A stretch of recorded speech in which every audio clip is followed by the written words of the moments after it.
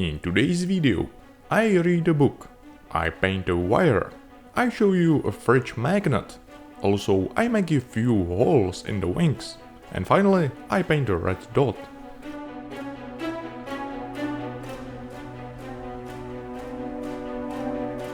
Hello fellow modelers, Eduard recently released new 38 scale Warhawk. It's been a while since my last detailed aircraft build, so I'm quite excited to make this one.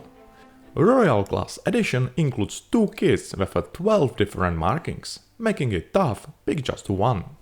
The plastic parts boast incredible details, featuring a smart combination of negative and positive rivets that are beautifully molded.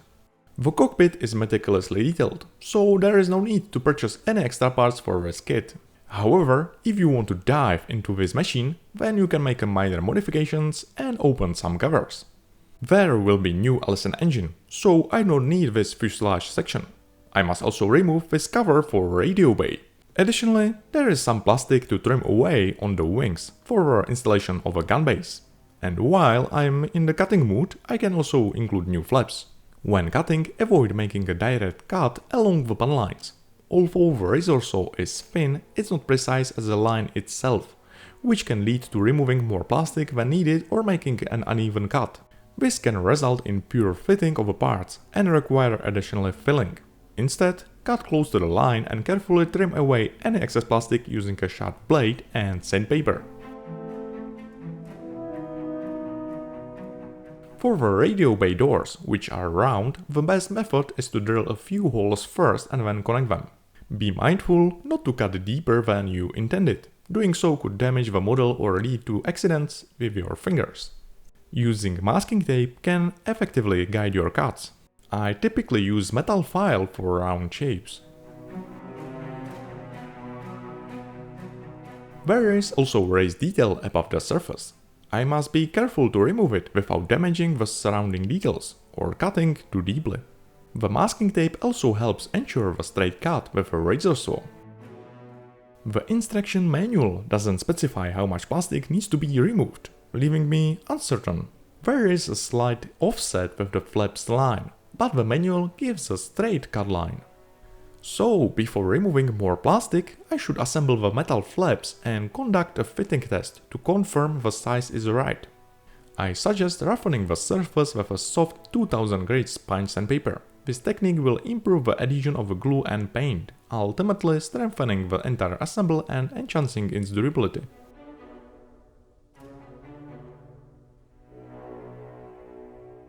I use superglue to attach metal parts, and I find that the extra thin version works best. It requires just a tiny amount of glue to create a solid bond, resulting in neat and tidy assembly.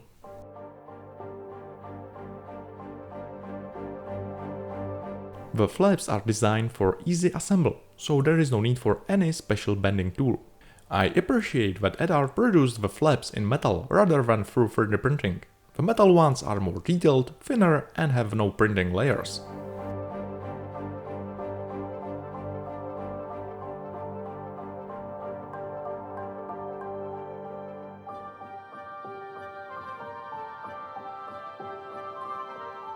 The round bar is not included, so I use a spare copper wire.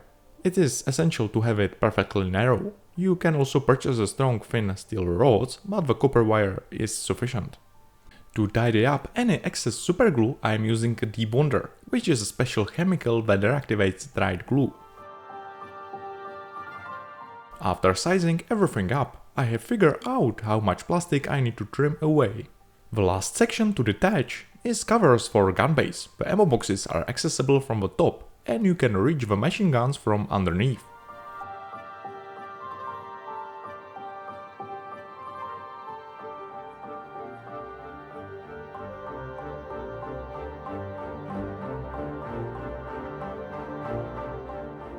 Now, here I have reduced the plastic wings and fuselage. So, let's go back to the beginning and assemble and paint the cockpit. I use extra thin glue for plastic parts, because it evaporates quickly, allowing me to work fast and without worrying about surrounding details. The parts are very delicate, and I accidentally broke this one. It is better to replace the plastic bar with a copper wire. I also need to hollow out the flap control lever, and for that I'm using micro drill bits for precision drilling. The cockpit looks lovely, and you can enhance it by editing control bars for the throttle and propeller. When I need a nice straight line, I use copper wires, since they hold their shape well. For curved shapes like cables, I prefer lead or thin wires, because they are soft and more flexible.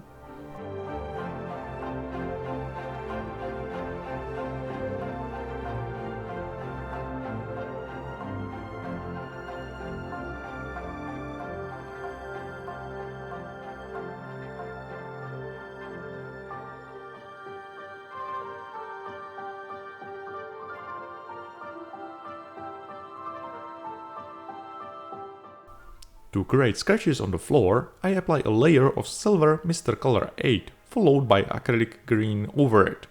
Instead of using chipping varnish, I simply make a scratches with a toothpick.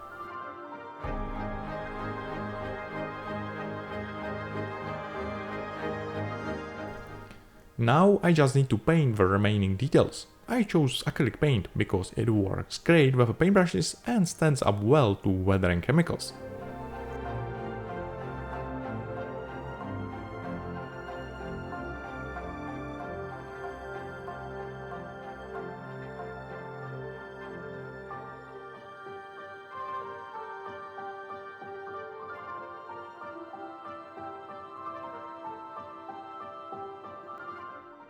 The standard base paint was zinc chromat green, so you can make some local yellow sketches to make the cockpit more attractive. I also use enamel panel liner, which gives a nice shading effect and makes the details more pronounced. Royal Class kit features a 3D printed seat, but unfortunately the printing layers are quite pronounced, and the seat belts are overly thick. I tried using a primer and sandpaper to smooth out the layers, but as you can see, my efforts didn't pay off. On the other hand, the plastic seat has a nice smooth finish, so I have decided to go with a plastic with a metal seatbelts instead. The manual suggests a green shade for the seat, but in the E version the seat was typically an unpainted natural metal. This choice will create a nice color contrast against the green cockpit.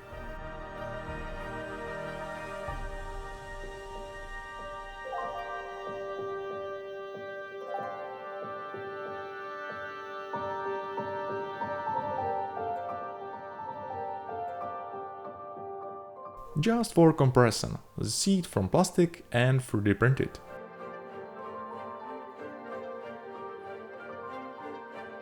The instrument panel also features details from the back section, which is great since it's exposed and clearly visible. It is quite convenient to add a few wires here. While the kit comes with a pre-painted metal instrument panel, I prefer the plastic version for its lovely raised details. All the instruments are printed on one decal, so I must be careful to center all of them in the desired position. Decal's chemicals dilute the clear film and copy underneath details. Mr. Color's software is weak, so I use this strong Hypersol. I do not know stronger decal chemical than this one. I am carefully pressing film into the details. Applying a matte varnish beautifully unifies the surface. A black wash adds some more depth and some nice shading. Nice touch is to create a cover glass with a clear varnish. You can use UV resin, but this super clear free works nicely. The color on the small details is weak, so it's handy to paint or highlight details with acrylic paint. The metal parts are also nice and primarily make the whole process much faster. Only the buttons and switches are flat. It took some effort to ensure the colors of all the details was accurate according to real machine. But I hope I got it right. I have many photo references, but every cockpit looks differently, so it's hard to say what is correct. The kit features 3 different types of gun size, showcasing the designer's commitment to include all the essential details.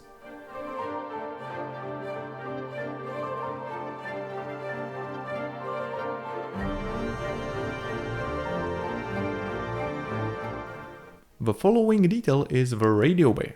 It is a pleasant addition with lovely details. The only disadvantage is that it is hardly visible and noticeable on the finished model. The printing supports are easy to remove with a scissors or hobby blade. The holes for wires are filled with resin, so a 0.2mm micro drill bit is again handy. The plastic is thinner for the radio bay installation, but not enough.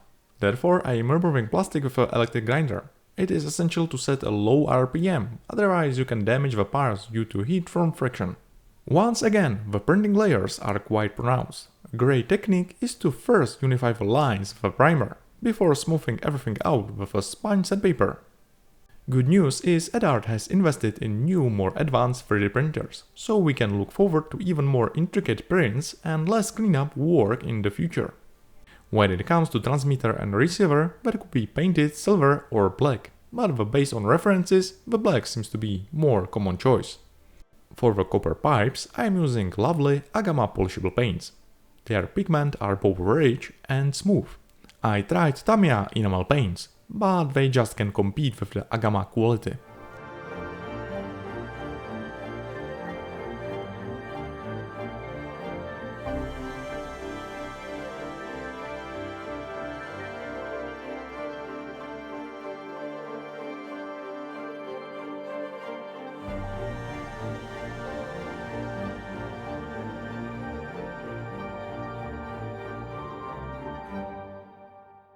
Now I can include rudder and elevator lines, and some wires to the radio station.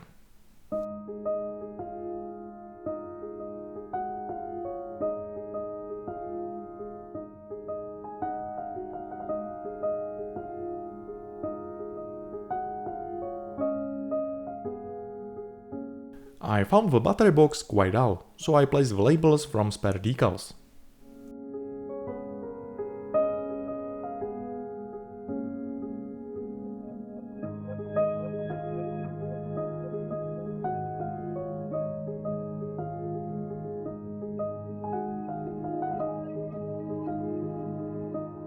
It is shame to cover these nice details in the fuselage.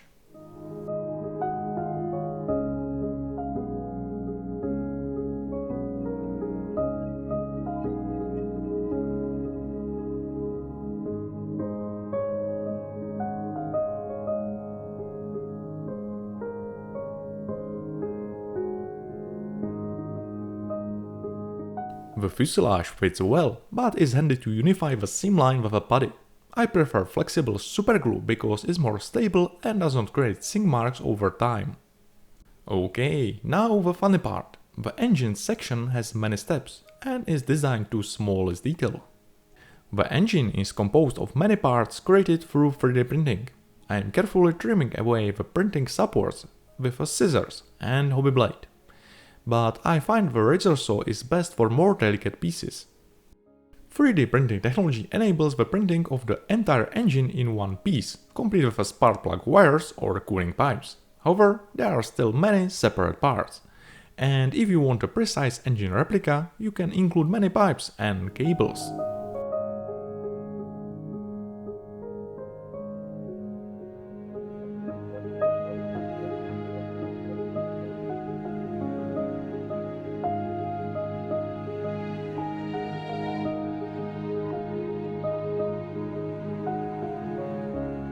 It's crucial to thoroughly apply a primer, since some parts show pronounced printing layers. The primer unified the most of the layers, but it's wise to use a sponge sandpaper afterward for a perfectly smooth finish.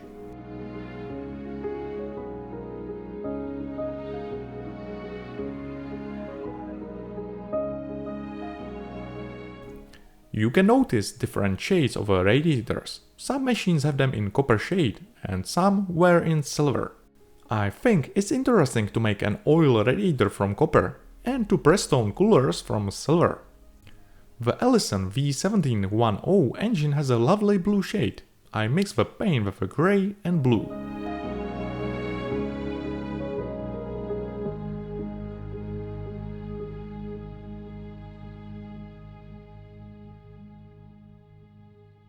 Painting the black areas can be a bit challenging, since the engine is printed from single piece.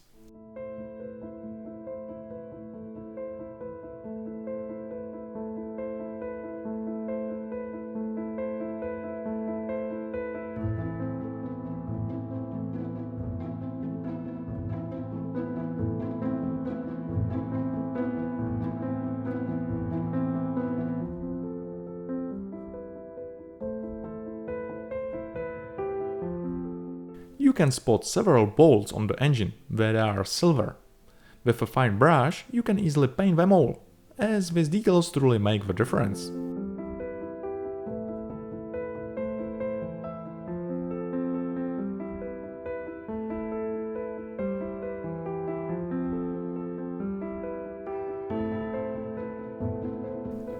The brown wash makes details even more pronounced, but also makes some accumulated dirt or leaks.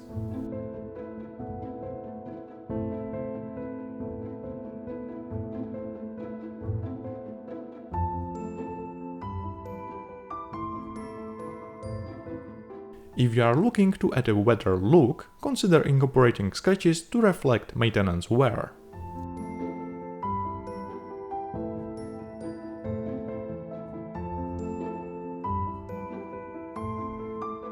Initially, I used a standard green for engine frame, but I discovered in the manual that it should be actually a yellow-green.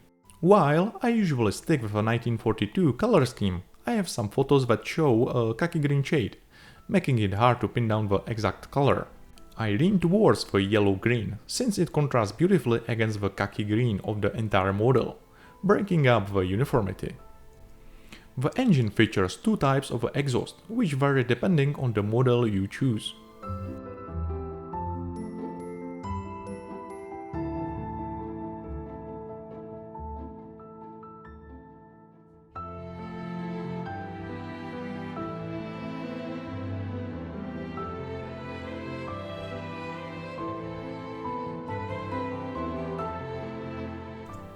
For now, I will set the engine aside and focus on finishing the fuselage assembly.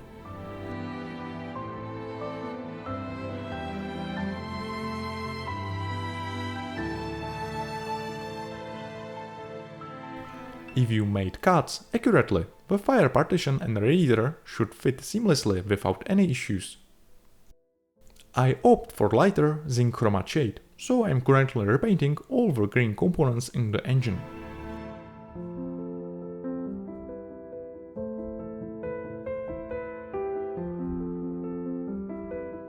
I smooth putty with a soft sandpaper. You can notice a small amount of a black glue which nicely filled the seam line.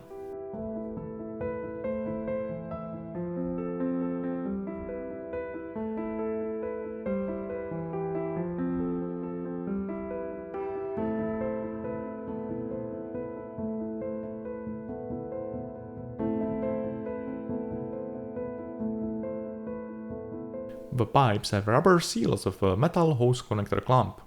You can use advantage of a resilient silver paint and remove the paint from the clamp with a toothpick.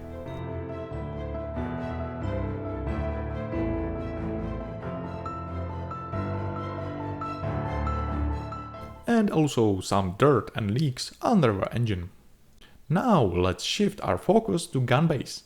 To get them assembled properly, you will need to make some minor adjustments to ensure a snug fit. The instruction manual suggests thinning down the bottom gun base, but the same issue arises with the ammo boxes. You may notice that the parts are a bit too deep. Unfortunately, the manual doesn't provide the clear depiction of how they should look after assembly. However, I found the 3D renders online that showcases the correct installation. It's also beneficial to check how it looks on the actual machine. It's essential to thin down the plastic significantly, but remember to trim only the front and back sides, leaving the left and right sides at their original thicknesses. As for the upper ammo boxes, they present a greater challenge. You will need to trim down all the sides. The difference is clear before and after modification. If you leave them thick, it could throw off the entire fit of the wing. The fit aligns well with the render images. Gun barrels have holes, but they are too shallow, so it's handy to drill them more deeply. Lastly, the hydraulic system vent was filled with a flash, but the sharp bobby blade took care of that issue nicely. I noted visible printing layers on the gun base again.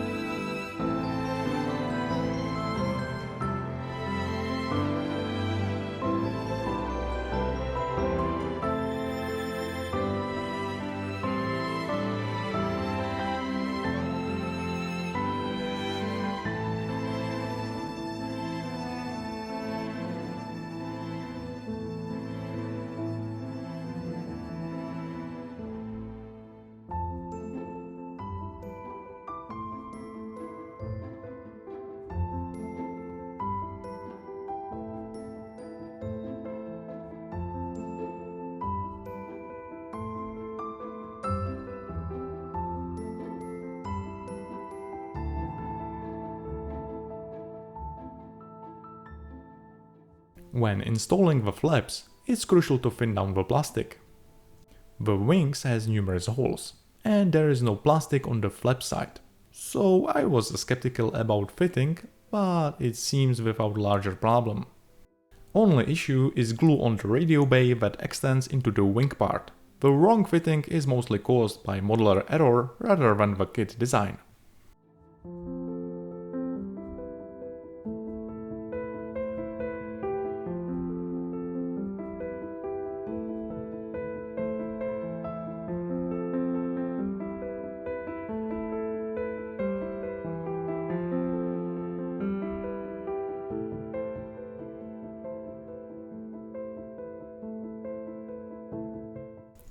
I have flaps and details on the engine.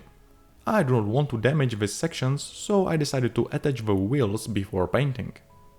The gun base extends into the flaps, and for the perfect fit, I must remove a bit of material.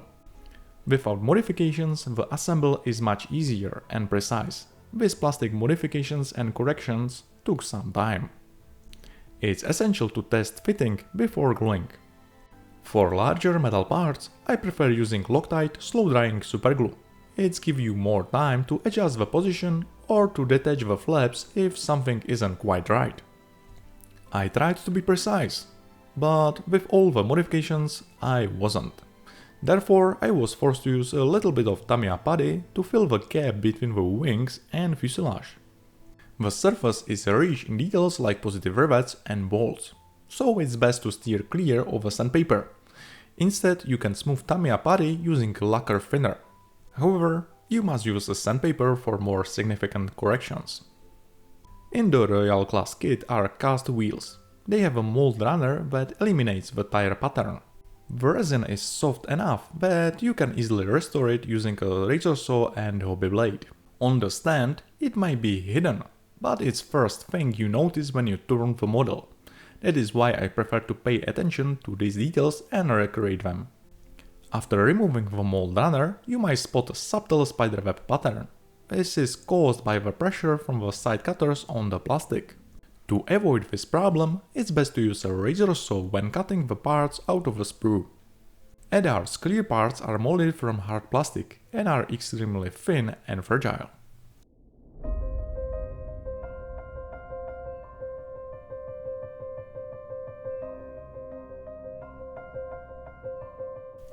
I realized I forgot to paint few details in the cockpit. You can install back cockpit windows after painting, but the filling and fitting is then more complicated.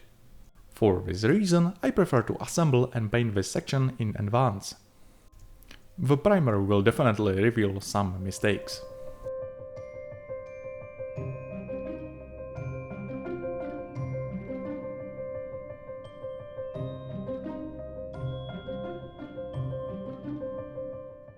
Precise spring masks are included and save some time for masking.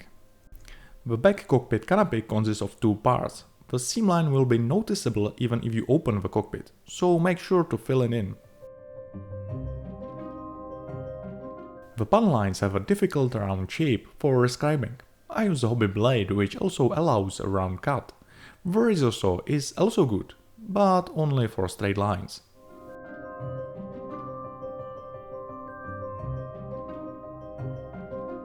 You might notice that I lost some rivets during the filling and sanding process.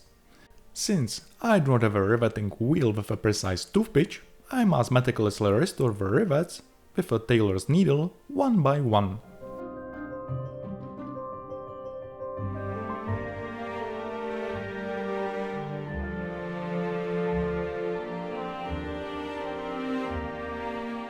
The ends of the flaps are not smooth, so I fill the gap with a 2-component epoxy putty.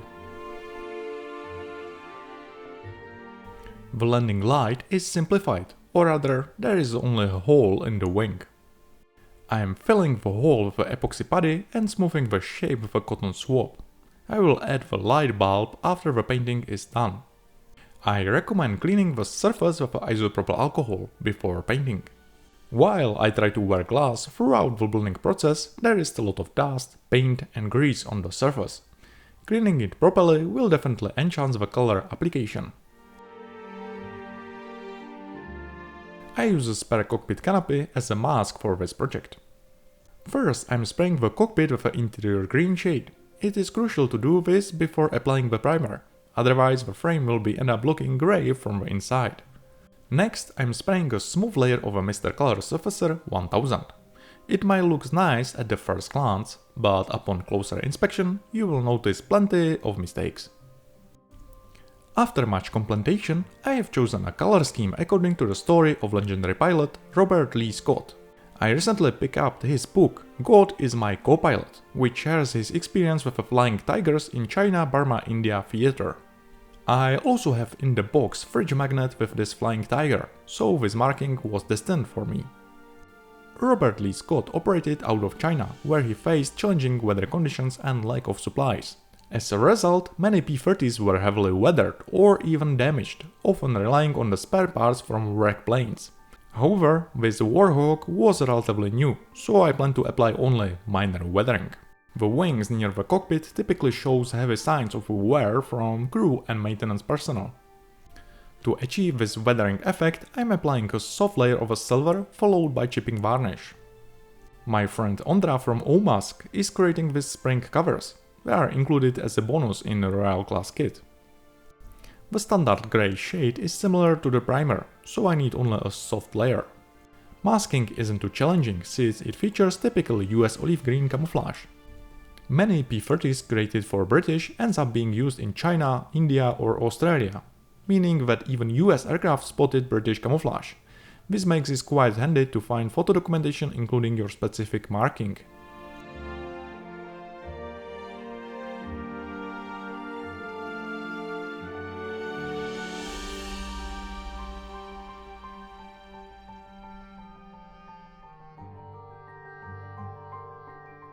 The flaps were covered with a fabric, so you can highlight this material with different shades.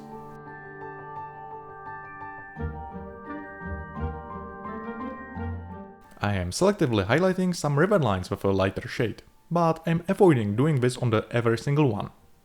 I don't want to end up with a chessboard effect across the surface.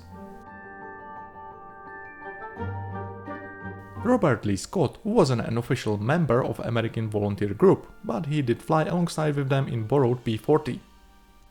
After his first borrowed Warhawk suffered a fatal damage, he continued to fly with them. He received a new P-40 featuring a standard US camouflage. Although there isn't a complete photo of the aircraft, it's likely that in line with the AAV group practices, the plane had a number on the radar and the fuselage star overpainted. Due to his combat experience and determination, he became the commander of 23rd Flying Group in China in 1943, credited with shooting down 13 Japanese aircraft during World War II. When it comes to creating sketches on the wings, it might seem random at first, however, it is best to base them on the actual machine for accuracy. The chipping varnish applied to metallic surface can be reactivated with water, making it easy for the top green layer to peel off. I prefer to make sketches using a toothpick, as this gives me a better control over the process.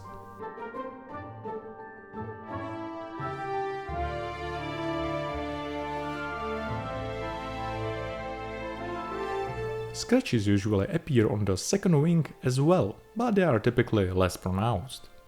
I am applying post-shading by spraying lighter colors only on the raised sections and some random pan lines. It is essential to avoid making every rivet lines lighter, as that doesn't produce a realistic look. Clear varnish helps unify the entire model, secures the sketches, and serves as an ideal base for the decals. Included are 2 large sheets of water slide decals for 12 different markings, but I only need one. At very least, I will have some material for testing purposes. I use decal setter and softer chemicals for more precise setting.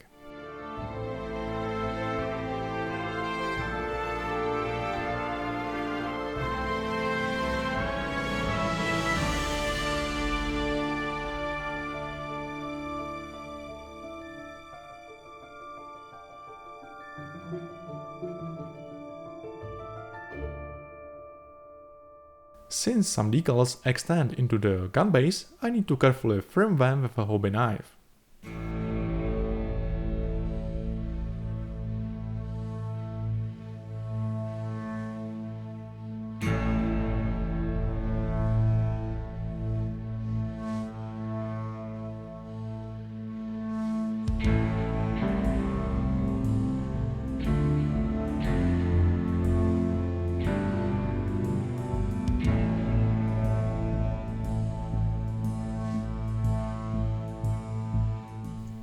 The Eduard decals are quite unique. While you can remove the top clear film, I found the process to be quite tricky. Initially, I tried to using tweezers to peel it off, but end up scratching the surface and damaging the paint. Eventually, I discovered that using enamel thinner and cotton swab made it much easier, especially for the smaller labels. I certainly learned my lesson for next time.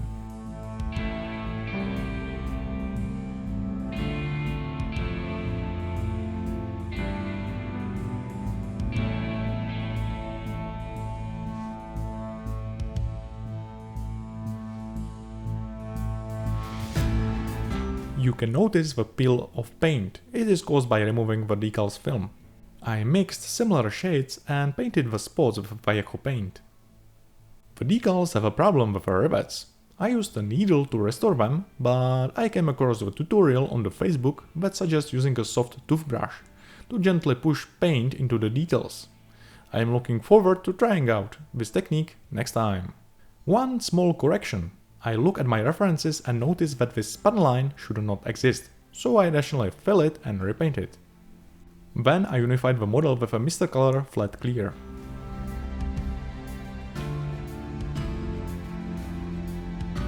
I used PVA glue for attaching the cockpit, which does not damage the parts or paint. When it comes to removing spraying mask, I advise to being cautious of the sharp tweezers to avoiding scratching the clear plastic windows. Some dust from the spraying got into the cockpit. If you polish the windows beforehand, then you can easily clean the dust with a dry brush. Without polishing, the dust adheres more firmly to the surface. I am painting ammunition with the agama copper and brass shades. They have a soft pigment and are excellent for use with a paintbrush.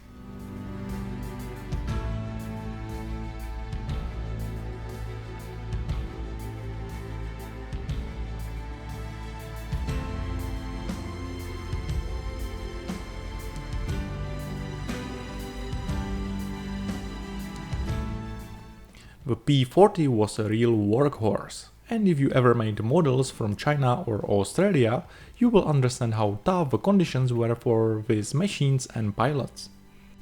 Weathering is a crucial step, since the green color can be a bit dull. I'm mixing dark brown wash and applying into the pan lines. Try to avoid black, because it creates too strong contrast. I'm removing the excess wash with an enamel thinner. The surface has rivet lines, but I have been trying to make the surface more interesting and realistic. I'm applying on the rivet lines dust enamel paint to make them lighter. It will resemble scratches on the rivets, and they will be also less optically pronounced, because in this scale the rivets should be hardly visible. I am smoothing the paint with an enamel thinner.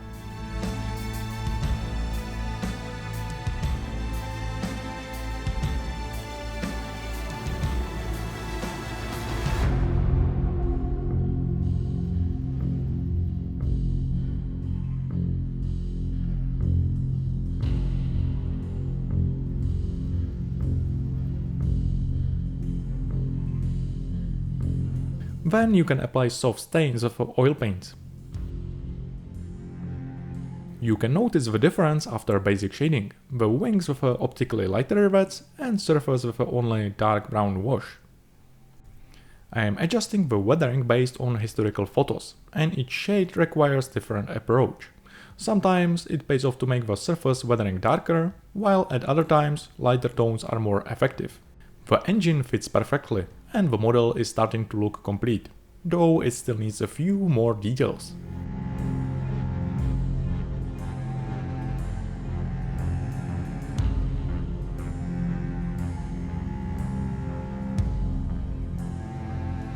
I remove the plastic trim tabs, pull rods and added new ones from metal parts.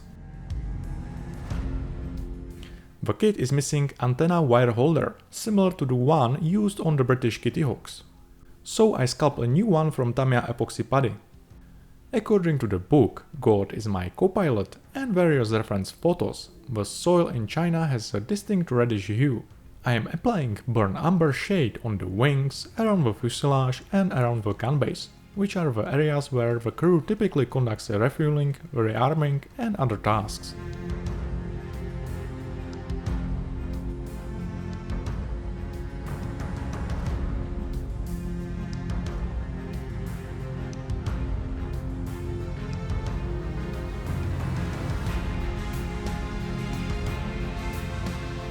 The stains from exhaust are lovely weathering effect. I used light dust for the first layer and then darker shade in the center. While an airbrush creates a nice soft layers, it can sometimes appear too uniform. To break up this uniformity, I find it helpful to add a darker oil paint for more varied stains. You can notice a small lead behind the engine. It was used for oil refueling, so it is reasonable to expect some oil leaks in this area. For reference on weathering, there are plenty of photos available, but I practically recommend books that cover the construction and maintenance of specific aircraft.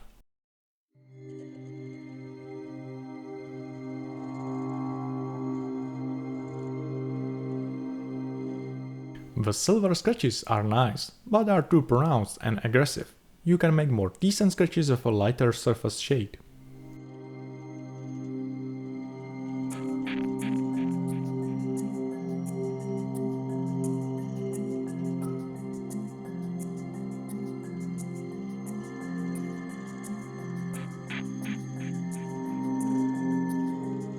I have added a lot of details to upper surface, but I still need to pay attention to underside. A brown wash really brings out the details, and using enamel thinner and a cotton swab helps with the shading and accumulated dirt.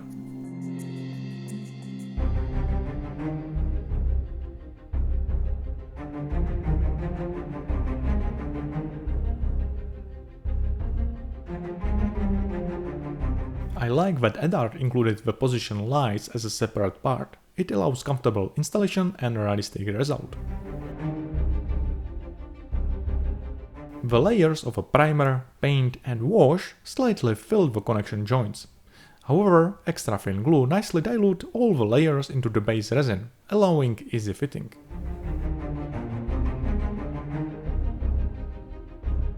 The standard US propeller has a yellow ends. Yellow usually has a pure coverage properties, therefore try to apply it as a first layer. The chipping varnish is excellent for scratches, but if you apply a soft layer with a paintbrush, then the result is not bad either.